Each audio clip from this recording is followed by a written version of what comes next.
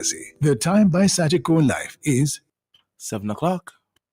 Listeners to Love 101 FM are advised that the views and opinions expressed in this program are not necessarily those of Love 101 FM.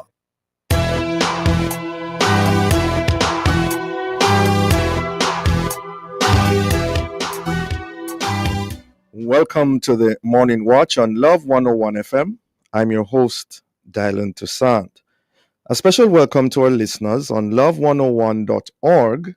And if you're overseas and on the move, U.S. listeners can access us at 712-832-8001. And if you're in the UK, 0330-332-6541. Or join us via the Love 101 FM app that can be downloaded from the Google Play Store or the Apple Store. You can also join us on Love 101 FM Facebook and YouTube Live. In the first watch today, exploring the problem with the mentally murderous. And in the second watch, getting to the root of the decline of and distress over West Indies cricket. For our social media question, we ask, what are your thoughts on the performance of the West Indies cricket team in the most recent Test series? We're asking you to share your responses on our Love 101 FM Facebook page and YouTube channel, and also on WhatsApp 876-997-3125 using the hashtag #TheMorningWatch. We'll share your responses later on in the program, but before all of that, here's our quote. All right, today's I quote says, when God gives you vision, he gives you provision. Okay, when Yes. God gives you Vision, vision, he gives you provision. gives you provision. That sounds like an affable quote indeed, one that we can work with. The first watch after this break.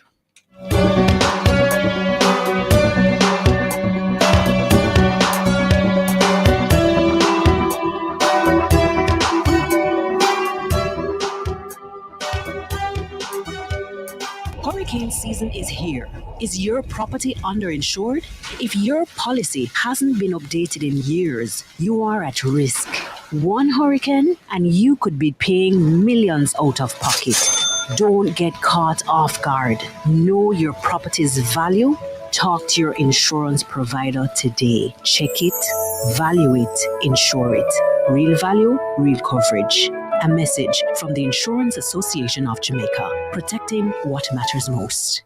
The world is changing and so should you. Diversify your career and get local and international certification in 2 to 6 months at Distinction College. Start online and face-to-face class in medical assistant, medical lab tech, pediatrics and psychiatric nursing, ECG tech, home attendant, hairdressing, makeup, meal tech, call center, supervisory and events planning management, cashiering, media broadcasting and travel tourism. Register this week and get free subjects and free courses. No subjects required, no age limits. Visit us in Kingston, Spanish Town, Outaris and St. Elizabeth. Call us at 876-356-4167.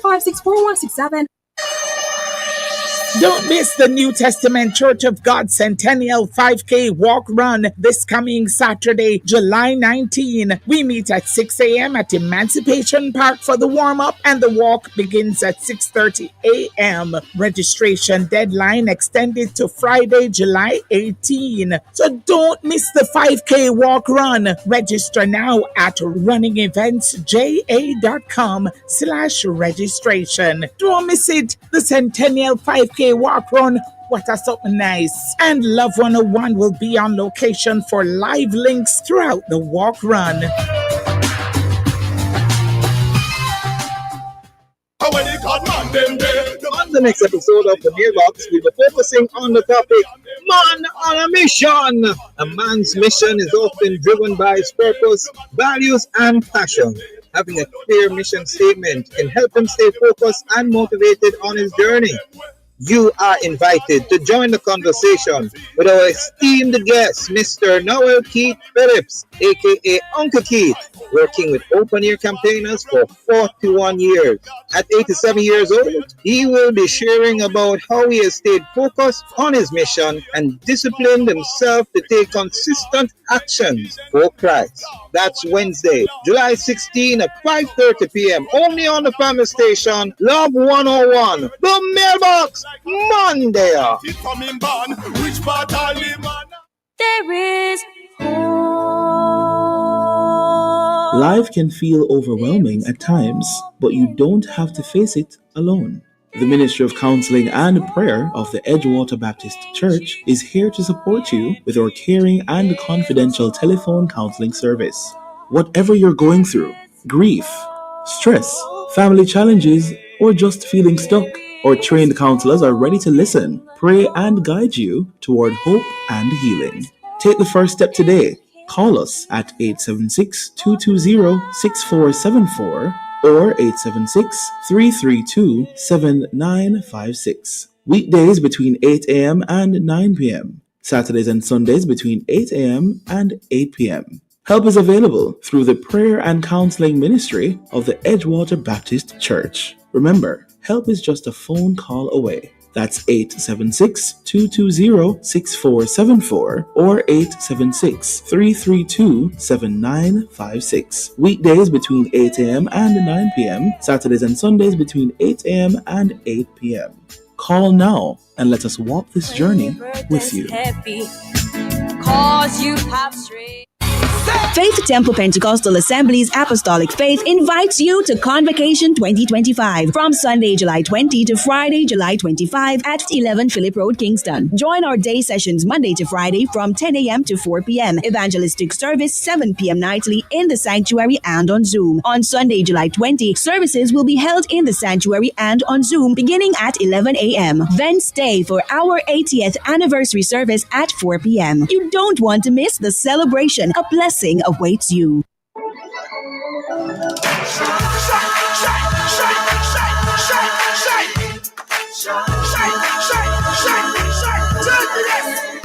Oh, Jamaica eyes were built with fire, passion and vibes, and through it all there's a glow inside. Let's keep our shine alive. From the market to the factory floors, from the hillside green to golden shores, We're reaching heights, our energy that lights the sky.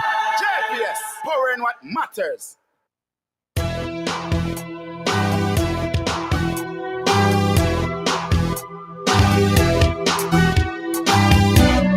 Welcome back to the Morning Watch. Thanks for staying with us. I'm your host, Dylan Toussaint.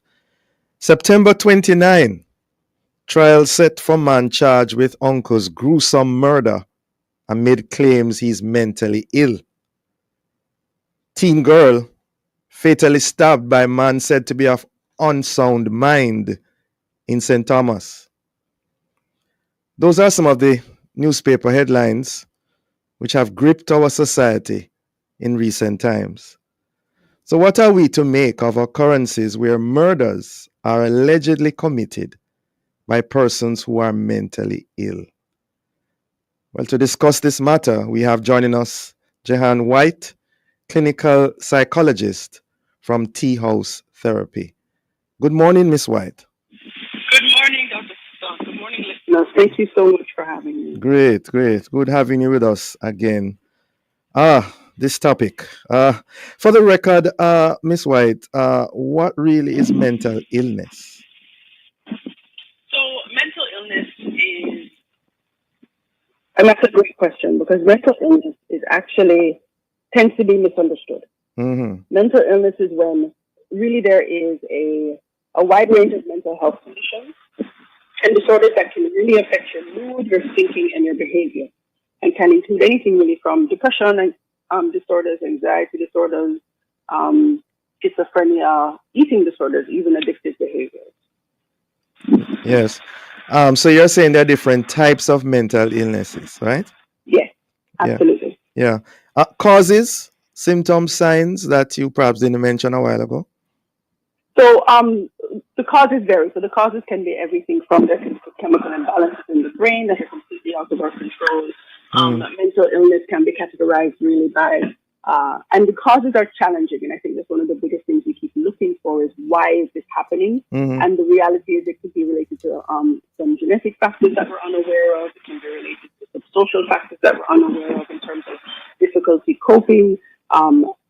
Along with, again, the brain part where it comes to chemical imbalances. So those are some of the causes, and I say very generally because no one can say 100% the sole reason why this person is having this challenge. Oftentimes, it's a number of factors culminated together that's created the circumstances around the mental illness. Yes. And how are the mentally ill individuals usually diagnosed? What's the process? Can you give us an idea? Absolutely.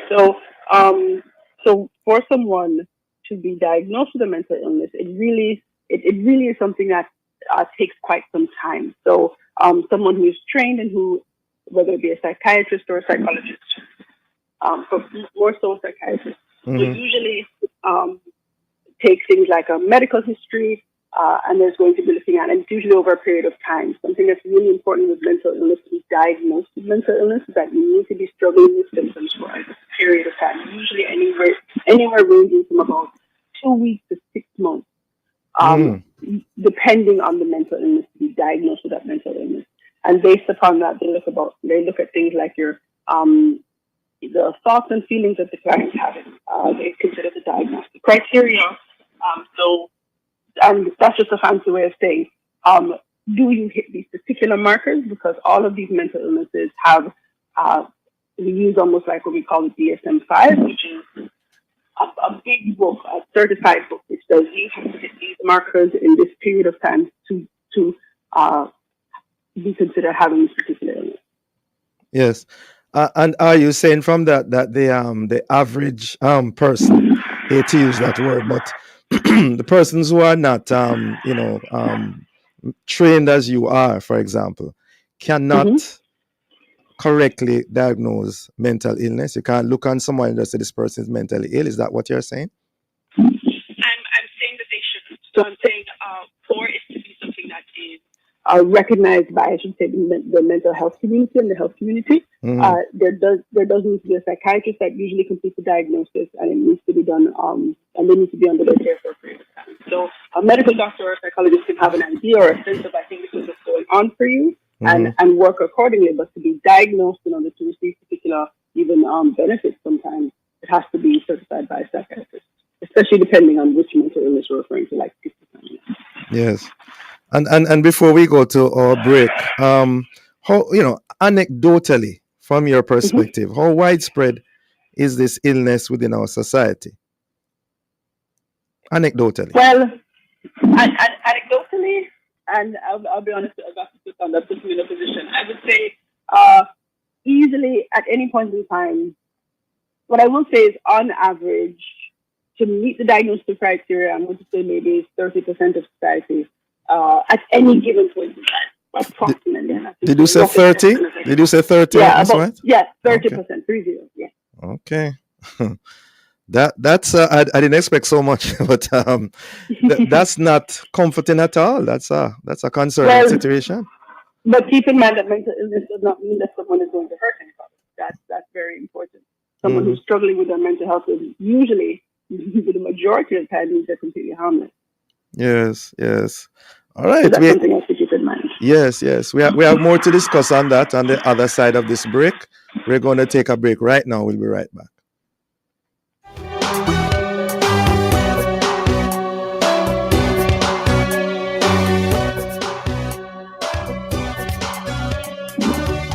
We have, as a people, been fed a steady diet of information, oftentimes untrue, that nothing na go on. This is probably the first government that almost every single day of the week could have a groundbreaking, a handing over, a contract signing, a commissioning, because enough things are going on in Jamaica under the Andrew Holness-led government. Enough things. So when they come to you with the negativity about nothing na go on, you may not see what is happening. So when you see groundbreaking, working. We have been working 2 years, 3 years before bringing it through a process. And we have all kinds of projects, not in a pipeline. Our projects are on a track. So we have a train line of projects to come. This message is brought to you by the Office of the Prime Minister.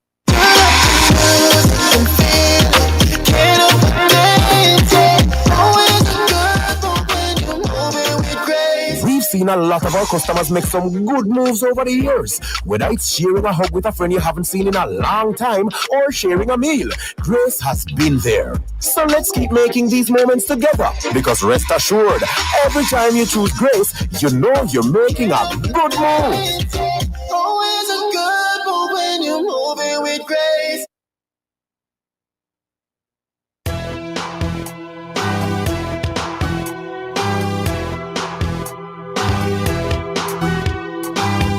Welcome back to the Morning Watch. Thanks for staying with us. I'm your host, Dylan Toussaint. And this is the first watch. We have been exploring the problem with the mentally murderous, that persons who have committed murder, who are allegedly mentally ill. And in so doing, we have online Miss Jan White. He's a counseling psychologist with Tea House Therapy. And she has told us so far that approximately 30%, from her perspective, anecdotally, of the nation may be experiencing some form of mental illness. That is a very serious bit of information there. Still with us, Miss White? Definitely, Dr. Toussaint. Yes, right. Now, in recent times, there have been alarming reports of murders committed by persons who are alleged to be mentally ill. Why do you think that occurs, and what are your concerns in that regard? Why do I think that the reports are occurring or the murders are occurring? The murders are occurring by these individuals. Is there any, correlation? Is there something we're not picking up on? I think that what is happening is that it is speaking to really the lack of support and resources that are available for those who are mentally ill. And I do want to clarify something. When I say 30%, my original number, it's based upon throughout someone's, I'm going to say on average, but on average, the majority of those who are mentally ill never hurt anybody. Their mental illness does not equal being murderous. Mm-hmm. Oftentimes, someone who is mentally ill usually struggles with harming themselves over others, and not even necessarily to the point of suicide, but negative self-talk, speaking poorly to themselves, and they are more likely to harm themselves before they harm somebody else. So that number does not reflect those who we are in risk of or in danger of in any way. Mm-hmm. It just speaks to the nature in which mental illness can be present, and that includes even addictions, because addictions are actually considered a mental illness. So I just wanted to clarify that for the listeners. Right. And of course, we are saying that there are different types of mental illness, right? So that's why I have to good. So is there a correlation though? Is there something that is happening in our society? Because these are recent reports. I mean, what say you on that matter? I say the correlation between maybe what we're seeing present in the media and what's occurring really has to do with, we are at a time where, and I think we've always needed this, we need a lot more resources for from those who are mentally struggling. So we need to have more resources in terms of facilities, in terms of access to proper care that is affordable. All of these things really are, people are struggling and they need support. And so it could be a reflection of the necessity in which we need to really put resources behind and allow them to be available for those who are struggling. Mm-hmm. And are you saying that the resources are inadequate so far, unavailable?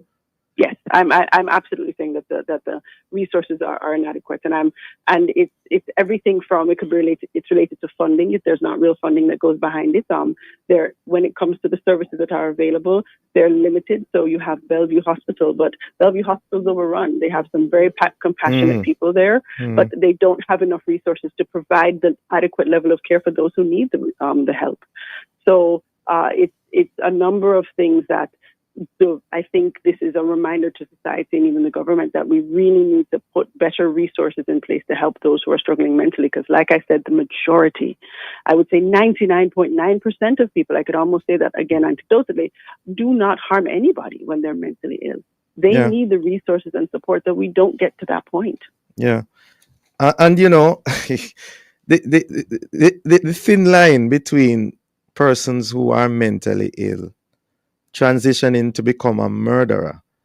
How do we, are there any things that we can look for to know that, hey, this person is on the cusp of actually inflicting bodily harm to someone else apart from himself or herself?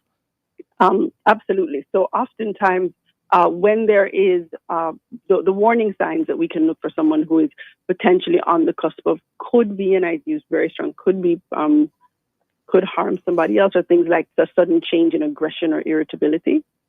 So essentially they become a lot more angry, there are a lot more outbursts, and even the language that they use is a lot different. And so there could be fixations on somebody or other people around harming them or out to get them. And also they begin to see changes in how they carry themselves. So they no longer have interest in their daily activities, but also they become a lot more withdrawn and isolated. They don't communicate. They're not talking to anybody. And they have extreme delusional thinking and really paranoid thinking about harming people, but harming themselves as well. You know, those kinds of items or areas are what I would tell families and loved ones to look for in terms of warning signs. Yes. And I still want to drill down with that point, because there are persons who perhaps have exhibited all of the above that you just mentioned, the fixations, the sudden change in aggression or irritability, how they carry themselves, become withdrawn and isolated, but have not transitioned to become a murderer. Absolutely. You know, how do we as society grapple with that in knowing, hey, this is a telltale sign, hey, this person needs immediate help. And I think that's why it's so important to have those resources available, because I would hate for it. Unfortunately, what happens is that we have to wait for that kind of moment or that activity or action to happen for us to say, oh no, they need help right away. As opposed to what I'm describing is absolutely where we should be at the point where we're intervening. So those conversations and those kinds of sudden changes in aggression, that's it. We don't need to wait for it to go any further. Okay. And that's not because it means they're going to be murderous. It's because they're asking for help. Yes. All of those indicators are saying, I need help now. Yes. And so really I understand the desire to drill down on the point, but that point is difficult to drill down on because there's no kind of click or hope. Okay, they see that one action. That means now it's time to get help. No. Everything I've described before is when we need to act and get people the right resources and help. Yes. There are persons who are Christians who, when they come across individuals who are in this state, would easily say it's demon possession and be, seeking to have exorcisms for these individuals. What's your take on that? What are your concerns or commendations in that regard? Well, I speak from a purely secular position, and so I will first state that I cannot speak to whether or not there is going to be that is a sign of demon possession. But what I do say is I'm a woman that follows science, and so as a result, I'm going to say if that is the case or not, the chance to taking the chance that it is demon possession and using something like an exorcism. Actually could end up putting you in greater danger if you're wrong. How so? Well, if it is not demon possession and it is mental illness, which I'm going to say it's probably mental illness, that an exorcism isn't going to make that better. The person's still mentally ill and they still need those supports. And now you're putting a lot more people in danger, including the person themselves who are really seeking help. And I cannot speak from a Christian perspective because I'm not a Christian therapist. I'm a secular therapist. And so as a result, I'm going to always go towards it's better to get people the resources and help that we have available. Allow people who are trained to help with something like mental illness do what they're supposed to do and get the person that you love the necessary care. Yeah. As far as you're aware, is there a difference in how murder cases are treated when the murderer allegedly has a mental illness? Is there a difference, as far as you are aware? As far as I'm aware, and again, psychologist, right? So that would definitely be better spoken to from a legal lens. But I think that it is something that is taken into consideration, but doesn't necessarily change the fact that the law is the law. And so as a result, and unfortunately, we don't have the kind of resources. So for instance, if there is a mental health, you know that a particular crime has been performed and the person was in a state of psychosis or a state of, really not of sound mind, as we call it, then there needs to be putting them in something like a penal system or a prison system is not going to help them. It makes a lot more sense to put them into a mental health system, but there aren't enough of those facilities available. And so that brings me back to the point of not having the right resources in order to give people the right care. And speaking about care and resources, can you give us an idea of the treatment options that are available in Jamaica today for those who are mentally ill? Absolutely. So if we're going to go from an institute perspective, you have things like Bellevue Hospital. There's also, of course, the psychiatric clinic that's at the University of the West Indies, and those tend to be inpatient facilities in which those who are mentally ill can be checked in and can be supported with staff on a 24-hour basis for a short period of time, usually. After that, you have what's called outpatient services, where you have psychiatrists or psychologists.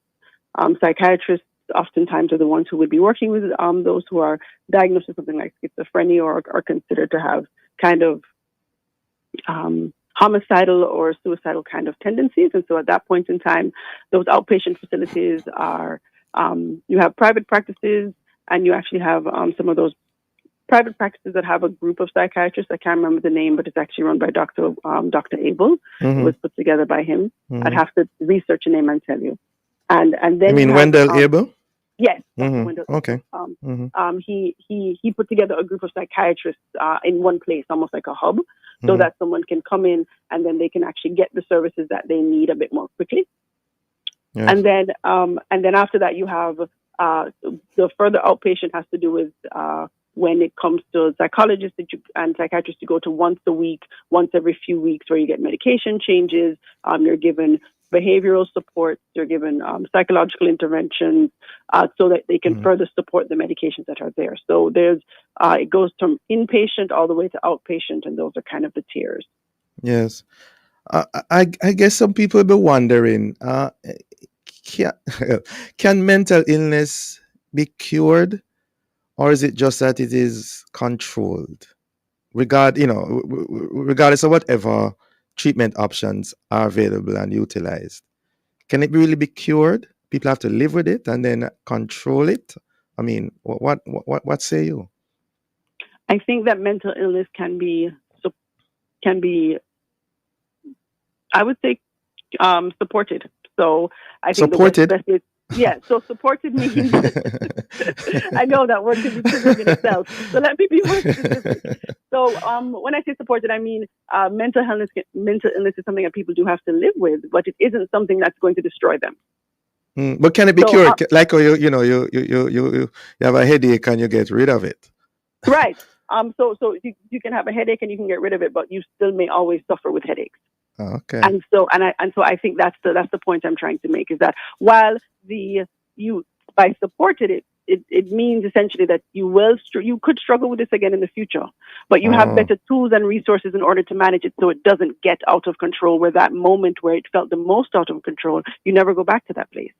But it isn't something that it has to be, that it's gone forever and I never see it again. Because really and truly, the majority of things, we get colds again. We suffer from headaches again. We have the symptoms flare. I know what to do, and then I'm able to put them back so I can continue functioning. It's the same thing with mental illness.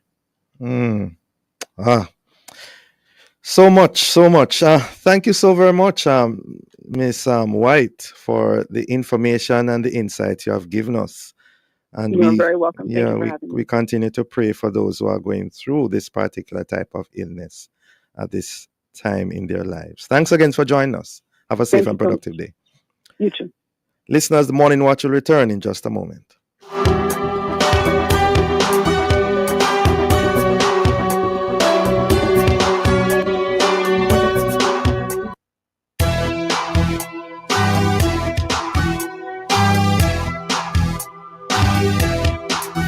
Start your journey with a JN Small Business Loan with small business loans as little as $10,000 and up to $4 million. The time by JN Small Business Loan is 7:30.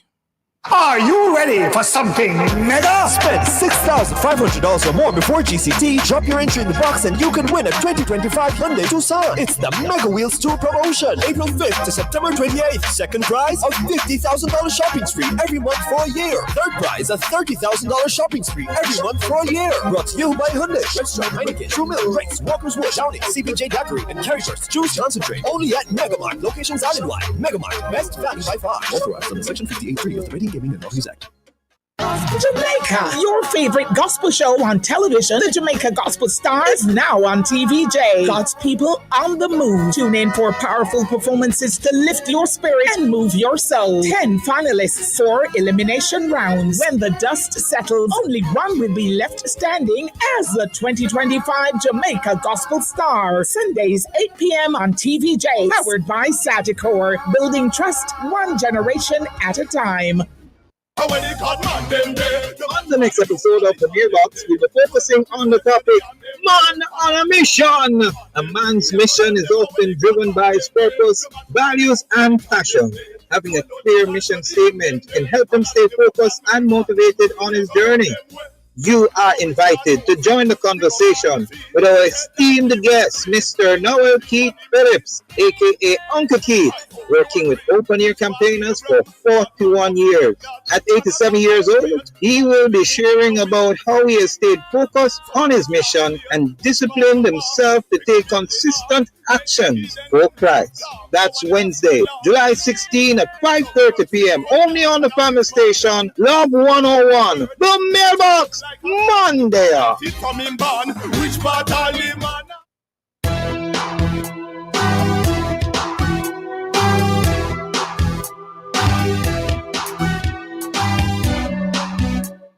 Welcome back to the Morning Watch. Thanks for staying with us. I'm your host, Dylan Toussaint. Let's now look at the newspapers to see what Jamaicans and others are saying and doing. In the Gleaner, Trump to put tariffs of over 10% on smaller nations, including those in Africa and, yes, the Caribbean. 10%. UN Security Council renews Haiti mission amid spiraling crises.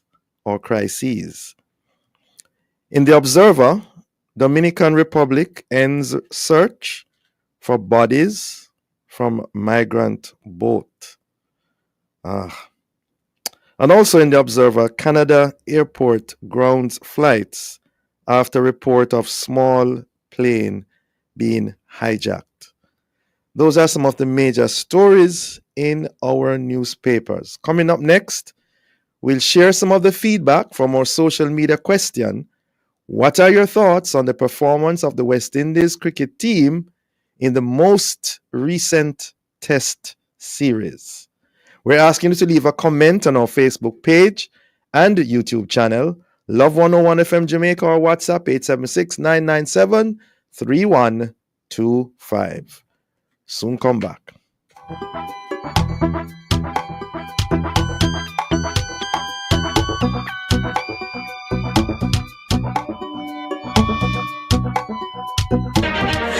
Jamaica and its workforce are advancing quickly. Life-changing opportunities are arising. You need training and support. We are the Renewed Heart NSTA Trust, committed to providing new and emerging skills training and opportunities. Come to Heart. We'll help you claim your place in the workforce of the future.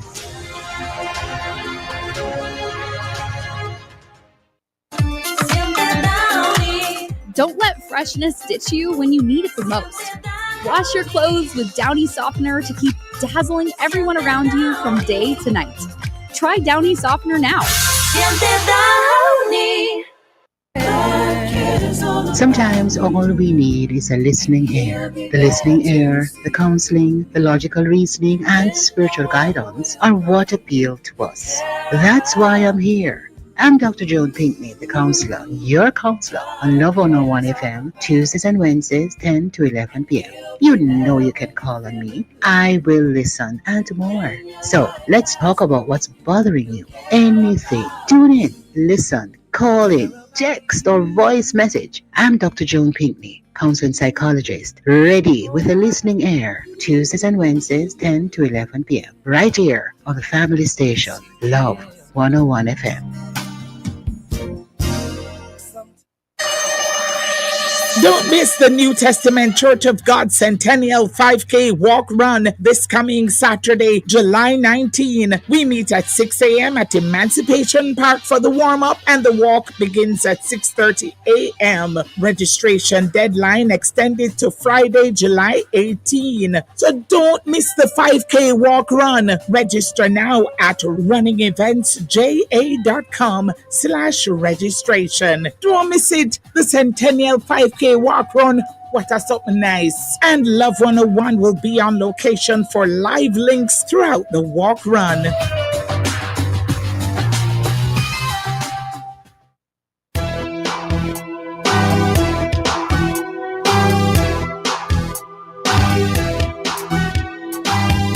Welcome back to the Morning Watch. Thanks for staying with us. I'm your host, Dylan Toussaint. Let's now join Jokal for a look at how our Facebook, YouTube, and WhatsApp friends answered today's question: what are your thoughts on the performance of the West Indies cricket team in the most recent test series? Jokal. All right, so we have some responses. The first one is from Cherry. Cherry said, actually, I did not see the match, I only heard. I clearly understand that one team cannot win all the time. It is obvious there's a problem with their batting skill, or maybe something is happening that we don't know or heard about. This is from Cherry in Spanish Town. Edna sent a voice note. Let's hear from her. Morning, watch. Good morning. Love 101, listeners and staff. Oh, the glorious West Indies. Oh my God, I remember those days, which was so exciting to listen to cricket. Boy, every corner you walk, you see people with them radio, them ears in them hand and so forth, listening to cricket and when the six and the fours and the twos and the ones, the cut. Oh my God, where have that gone? I don't know. I'm not seeing that interest anymore, not even with myself, because I can't remember last I listened to cricket. Yep, I think the West Indies team need a revamp. Yeah, it need to be revamped because the player them that used to play over the years, they had retired and left, and then I don't know what happened to these players now. They are not performing like how the others used to perform. Yeah, I just think they need a revamp. All right, thank you, Edna. And then we have another one from Diane James Bell. Good morning, love family, morning. Yes, West Indies cricket. I am so heartbroken. But anyway, I still standing with them, and I'm just trusting that they will get better soon. They lack batting techniques, so I'm happy to hear that Brian Lara and Clive Lloyd and the other person has been called in to give some guidance. But I know they will rise again. So hats off to you guys. Just be focused and let us happy again. Bye. All right, thank you, Diane. Thank you so much. Those are our responses. All right, thank you. The team needs to be revamped, and they will rise again. Thank you, ladies, for your comments. And so we segue into the second watch on the same matter, because the results of the recent cricket test series between the West Indies and Australia, especially the final match, wherein the West Indies made just 27 runs, is described, among other things, as a shocking spectacle. What are we to make of those results? What could be the root of the matter? Well, to answer these and other related questions, we have online Dwayne Richards, CEO of Yardy Sports, and Kathia Davis, host of Sports Talk, aired on Love 101 FM. Good morning to you both. Good morning, Robert Toussaint. How are you? I am well. You? I'm okay. I'm feeling down based on what we're talking about, but I'm trying to be okay. Yeah. Dwayne Richards with us? Yes, I am. Good morning to you and to Kathy and the listeners. Yes, Kathy says she's feeling down. You know, the thought came to me that it perhaps would be a good idea to have the counseling psychologist that was on the first watch join this discussion as well, you know, because there are a range of emotions that people are having in regards to this. Well, ladies and gentlemen, what are your opening thoughts or comments on the recent performance or non-performance of the West Indies cricket team? Beginning with you, Dwayne Richards. Yes, non-performance is the word that we'll have to use. Absolutely. 27 runs, 7 people failing to score, 4 of them going first And ball. failing to score, I mean duck, right? They made ducks. Ducks, 7 ducks. Wow. 4 of them first ball ducks. Wow. 27 at the historic Sabina Park. There was so much to do about the lights. We used the lights twice. We were in and out before it became night. It's ridiculous. It is absolutely ridiculous. It's untenable. It's unacceptable. And honorable people would have resigned. But we're very shallow in the West Indies right now. So I'm not expecting anybody to dig deep and behave in an honorable way and walk away and give it to somebody who can actually manage it. It's unacceptable, and I'm afraid it will continue. I'm afraid that it will continue. Kathy Davis? Okay.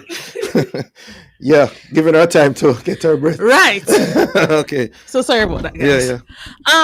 So I don't understand. Don't understand. I don't understand. I can't imagine how 11 batsmen have 2 3/4 days to make 204 runs and make 27. And it's not, for me, it's how they got out. Disappointing.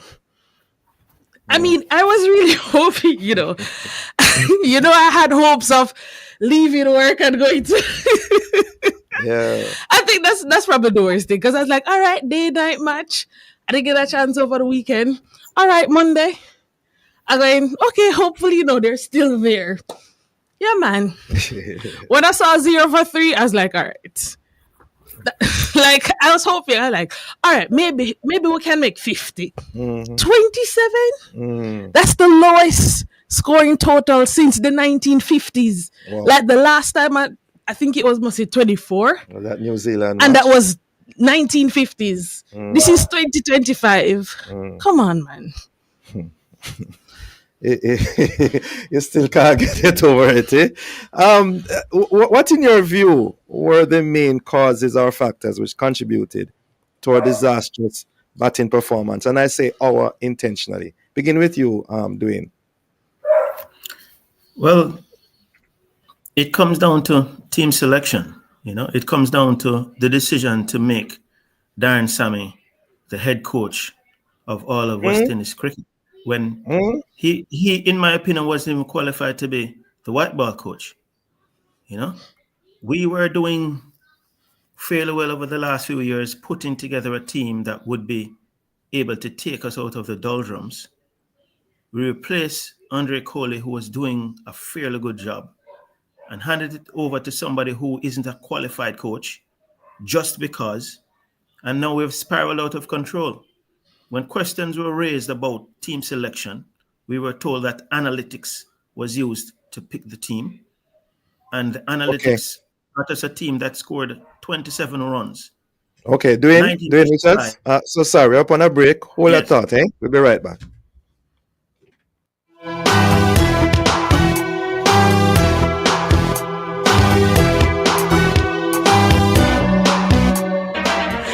Jamaica and its workforce are advancing quickly.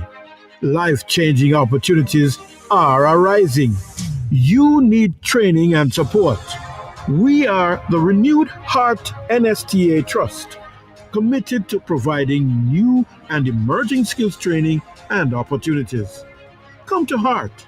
We'll help you claim your place in the workforce of the future.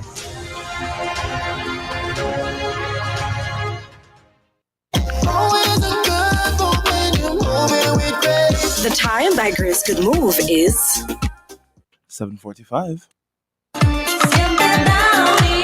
Don't let freshness ditch you when you need it the most. Wash your clothes with Downy Softener to keep dazzling everyone around you from day to night. Try Downy Softener now.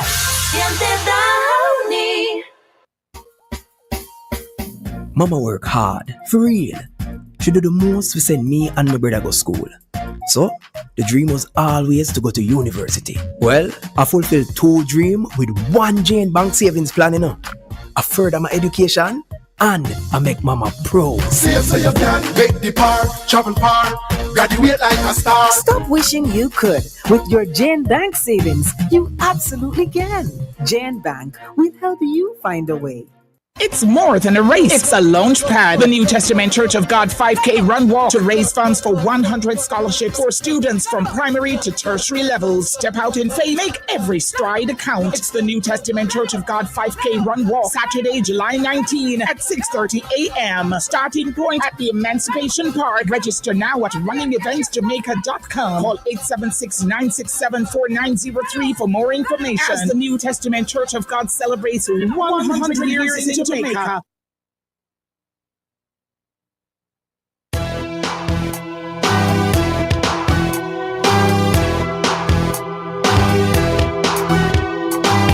Welcome back to the Morning Watch. Thanks for staying with us. I'm your host, Dylan Toussaint. And this is the second watch. We're seeking to get to the root of the decline of and distress over West Indies cricket. And in so doing, we have joining us Kathia Davis, host of Sports Talk, aired on Love 101 FM, and Dwayne Richards, CEO of Yardie Sports. I think before the break, Dwayne Richards, you were sort of telling us your views in regards to the possible main causes or contributors to this disastrous batting performance. Go ahead, sir.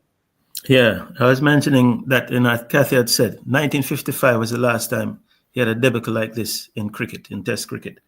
It's like we jumped on a time machine and slid back 70 years. It's ridiculous. It's crazy. West Indies has not been associated with this type of performance since forever. We have moved from being the kings of the sport to the laughing stock. I mean, what can you do but laugh at a team that makes 27 runs, chasing 200 and a little bit at home? At home. So you are saying that the main cause, you mentioned coaching a while ago? It's management. It's the management of West Indies cricket. And I'm going to say something that's going to be probably very unpopular, but I'm putting this squarely at the feet of Jamaica. I am putting the squarely at the feet of Jamaica. We had a president in Dave Cameron that was moving West Indies cricket in the right direction. And we somehow contrived to turn this man into the enemy of the sport and voted him out. Jamaica voted him out. And now we have spiraled to the bottom of the barrel. I put it squarely on the people in Jamaica who voted him out. And now we are struggling. All right, hearing it loud and clear. Those are Dwayne Richards' views, of course, not necessarily those of Love FM. Kathia Davis. Yes, sir. Your take on that? I agree with Dwayne in terms of coaching, the decisions that would have made throughout this I think it was last year or earlier this year, they decided that they're gonna revamp the team and change captains, and Sammy was to take over as for all formats. And I go, we're gonna feel this sooner than we think, because I'm not sure in terms of how the dressing room is, but for sure, even if Darren Sammy has control over backroom and all of those things, he has no influence on how batting or bowling. I mean, I can't really cuss the bowlers because Ravi Rampal did a fantastic job with the bowlers in this series. Right.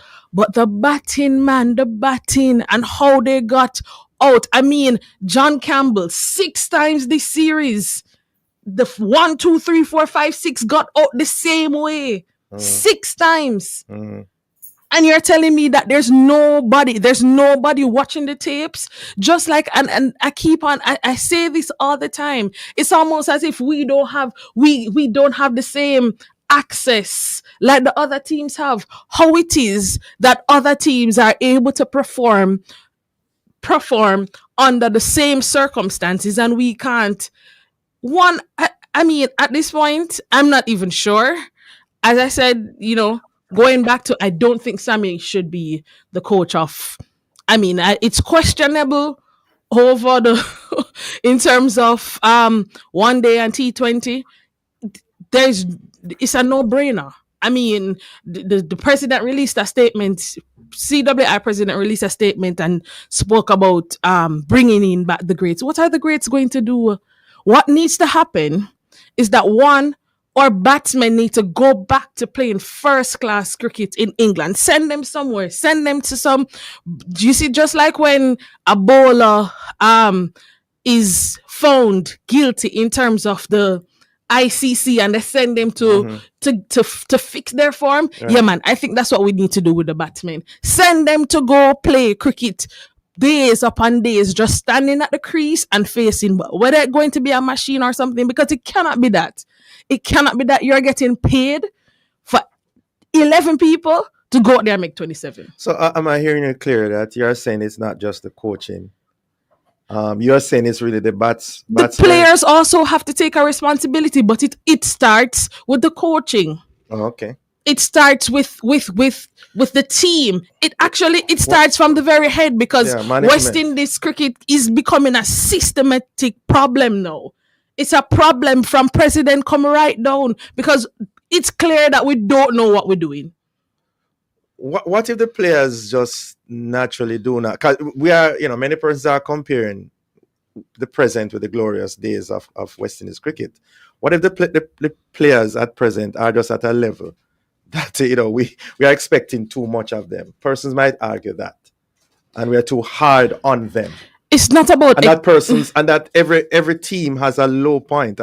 Everybody has some point in their life where things don't work out the way, and the challenge is how you're going to rebound after that.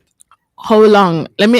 I pose this question to those persons. Mm-hmm. How long are we going to have a low point in West Indies cricket? How long? I mean, the glory days of the 1970s and all of that people speak about. I mean, I wasn't around that time, but I surely was around when Brian Lara and Carl Hooper. I mean, so it's not. We will talk about glory days. What glory days are we referring to? And if it is that we speak about this team having, or they don't have the ability, then send them to get the ability. Send them. It's cricket is a learned sport. It's not a rocket science. If they don't have the ability, then don't play in a test match. Simple. Dwayne, thank you. Dwayne, and of course, those are the views of Kathia Davis. Dwayne, what's your take on it in terms of solutions and rectifying the problems? The solution doesn't exist with the people who are at the helm. The solution exists with replacing those who are at the helm. Like Kathia said, what can Viv Richards and Brian Lara do for people who have been entrusted with wearing the maroon if they can't bat?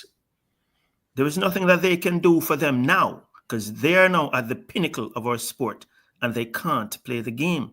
So it comes down to selection. How do we select people who can't play? How does that happen? So the responsibility goes back to the people who are in leadership. And they have clearly shown us that they can't get the job done. And unless we change them, then things won't change.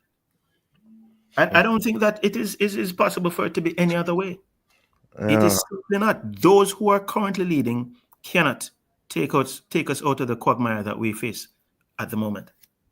Those who are presently leading, and you had mentioned coaching earlier, and of course the players. So Why is Sam the coach? He has no history, no track record. He isn't skilled in coaching. Why is he the coach? So it's a it's a composite of issues that we are looking at. What it's depressing for many people. But apart from the lowlights, Kathia, first, what were some of the highlights and standouts to the series that have just been concluded? The bowling. Shamar Joseph, Alzari Joseph, Justin Greaves.